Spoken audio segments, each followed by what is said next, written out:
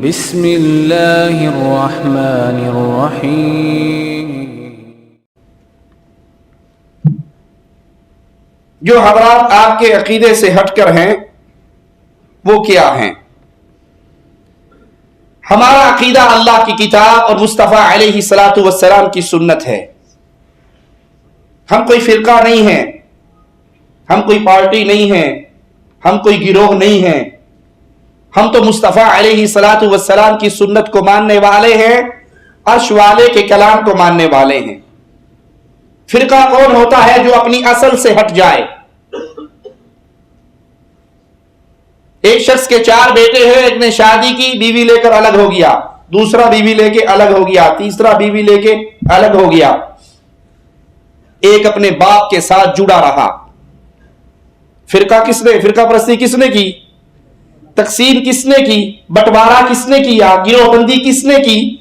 جو اصل ماں باپ ہیں، جو اصل سے الگ ہوتا گیا یہ فرقہ بنتا گیا۔ اصل قال اللہ وقال الرسول ہے، اصل اللہ کا قرآن اور مصطفیٰ علیہ الصلاۃ والسلام کا فرمان ہے۔ کسی نے بغداد والے کو پکڑا، قادری بن گئے، کسی نے صابر پیا کو پکڑا تو صابری بن گئے، کسی نے ملتان والے کو پکڑا، ملتانی بن گئے، کسی نے لال شہباز کو پکڑا، کلندری بن گئے، کسی نے کسی کو پکڑا، کسی نے کسی کو پکڑا، کسی کی کسی سے محبت ہوئی، کسی کا کسی سے جوڑ بنا، وہ اس کے ناموں پر اپنے گروہ بناتا گیا۔ ہم نے جب سے مصطفیٰ علیہ الصلاۃ والسلام کا کلمہ پڑھا ہے، ہماری آنکھوں میں نبی کے علاوہ نہ کوئی شخصیت سجتی ہے، مصطفیٰ کی بستیوں کے علاوہ نہ کوئی بستی سجتی ہے۔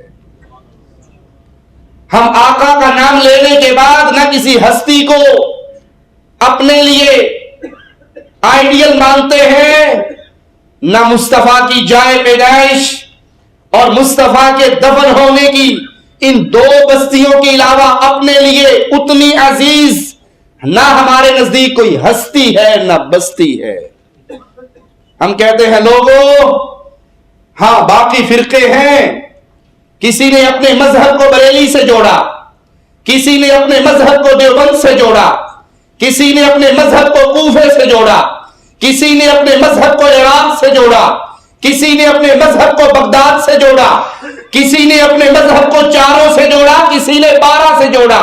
ہم کہتے ہیں ہم 4 کا بھی ادب کرتے ہیں، ہم 12 کا بھی احترام کرتے ہیں، ہم پیر و مرشد حضرت و شیخ کی بھی عزت کرتے ہیں، سب کا احترام کرتے ہیں احترام مصطفیٰ کے بعد صلی اللہ علیہ وسلم۔ کوئی لڑائی کی بات ہے؟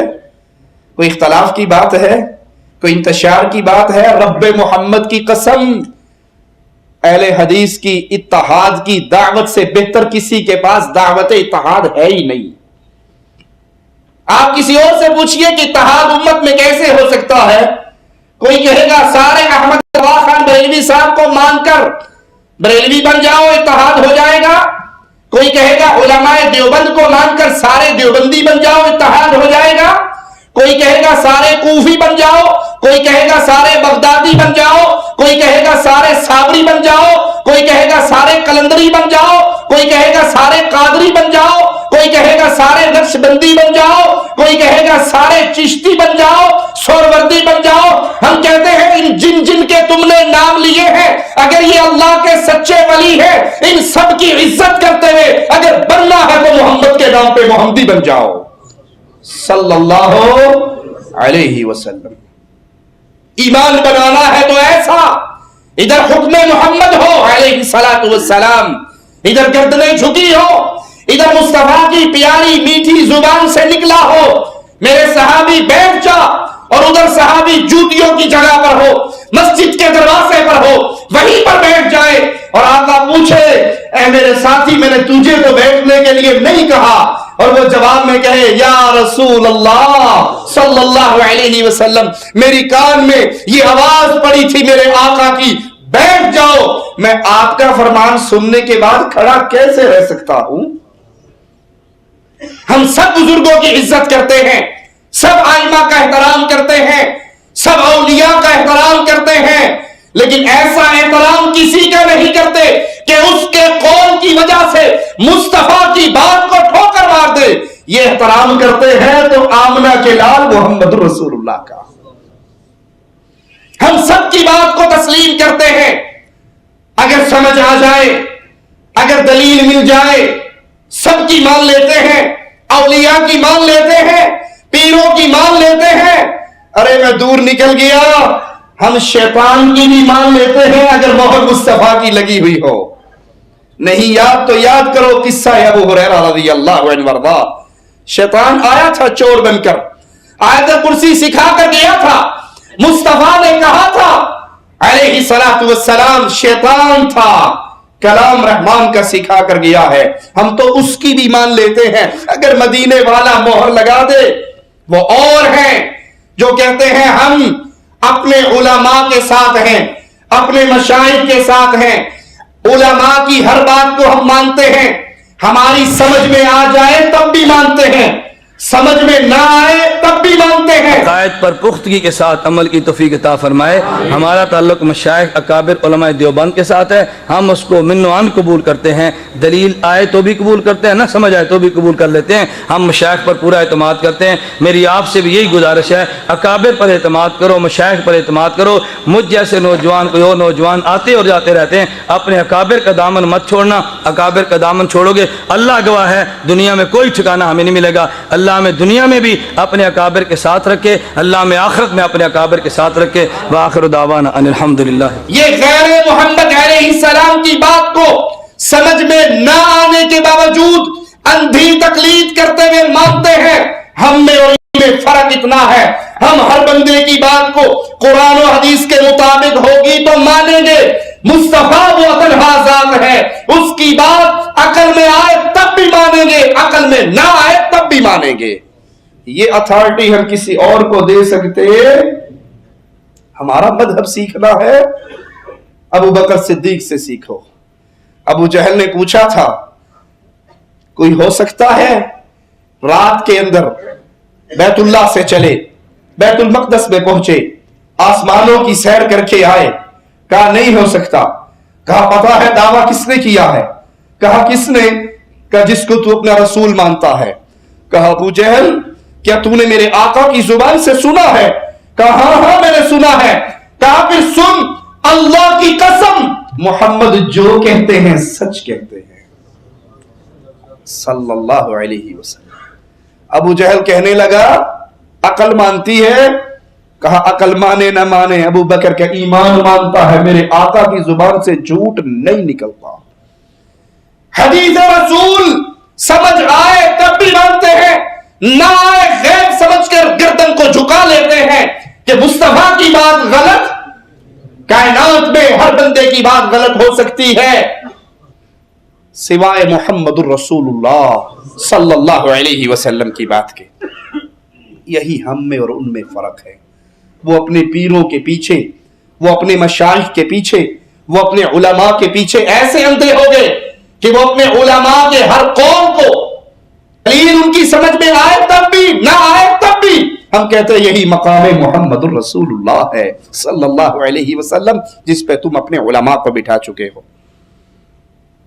اگر کوئی شخص عقیدتاً صحیح ہو اور اپنے آپ کو حنفی کہتا ہو تو اس کے بارے میں آپ کیا کہتے ہیں؟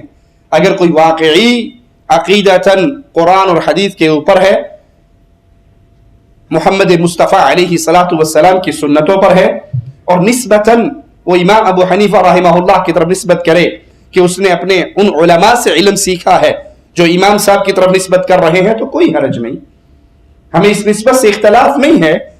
ابو حنیفہ تو ہمارے امام تھے رحمہ اللہ رحمۃ واسعہ، وہ تو وہ تھے جو اللہ کی توحید کا پیغام ہمیں دے کر گئے، سمجھا کر گئے کہ اللہ اپنے عرش پر ہے، جو اس کو عرش پہ مانتا ہے مومن ہے، جو اس کو ہر جگہ مانتا ہے کافر ہے۔ جو امام ابو حنیفہ کے عقیدے پر ہے، ان کے منہج پر ہے، لیکن جو صرف مسائل میں ابو حنیفہ کا نام لے اور عقیدہ ابو منصور ماتریدی سے لے، اشعری سے لے، تصوف کے اندر وہ قادری بنے، چشتی بنے، نقشبندی بنے، سہروردی بنے، تو یہ انسان ابو حنیفہ پر تہمت لگا رہا ہے، یہ ابو حنیفہ رحمہ اللہ کے منہج پر نہیں ہے۔ اگر کوئی بعض حضرات حنفی ہونے کی وجہ سے نہیں مانتے، جنہوں نے کلمہ رسول اللہ صلی اللہ علیہ وسلم کا پڑھا ہے، جب ان کے سامنے امام الانبیاء علیہ الصلوۃ والسلام کا فرمان آ جائے تو پھر کسی محمدی کو جائز نہیں ہے کہ وہ رسول اللہ صلی اللہ علیہ وسلم کی بات کو غیر محمد کی بات کی وجہ سے ٹھوکر مار دے۔ مسئلہ سمجھ آیا؟ ایک فرمان ہے رسول اللہ صلی اللہ علیہ وسلم کا، آپ کو مل گیا، آپ نے پڑھ لیا، آپ کو یقین ہو گیا یہ حدیث رسول ہے صلی اللہ علیہ وسلم۔ اب وہ امتی کون ہے جس کو یہ مقام، یہ اتھارٹی، یہ عزت اور شرف ملا ہوا ہو کہ اس کی بات کی وجہ سے مصطفیٰ کی بات کو چھوڑا جا سکتا ہے؟ کوئی ہے کائنات میں؟ اور اگر کوئی کہے ہے ہمارا امام صاحب ہے، ہمارا شیخ صاحب ہے، ہمارا مرشد صاحب ہے، تو اللہ کے لیے میں فتویٰ نہیں دے رہا، آپ سے پوچھ رہا ہوں، یہ بندہ مومن ہے جو حدیث رسول کو کسی شیخ، مرشد، امام، حضرت، پیر کی وجہ سے ٹھوکر مارے؟ دنیا کے کروڑوں ایمان بھی ہوں، شیخ و مرشد بھی ہوں، میرے مصطفیٰ کے ایک صحابی فاروق اعظم کے قدموں سے اڑنے والے ایک ذرے پہ قربان، اور یہی فاروق اعظم کہہ رہے ہیں کوئی حج تمتع نہ کرے، لختے جگر کہہ رہا ہے میں کرتا ہوں۔ روکنے والے کہتے ہیں تیرے بابا نے تو منع کیا ہے، جواب میں کہتے ہیں شریعت میرے بابا پر نہیں آئی، فاطمہ کے بابا پر اتری تھی۔ جب فاروق اعظم رضی اللہ عنہ وارضا کی بات اگر مصطفیٰ کی بات سے ٹکرا رہی ہے اور بیٹا نہیں مان رہا، تو اور وہ کون ہے جس کی بات کو حدیث رسول کو ٹھوکر مار دی جائے اور اس کی بات کو سینے سے لگا لیا جائے؟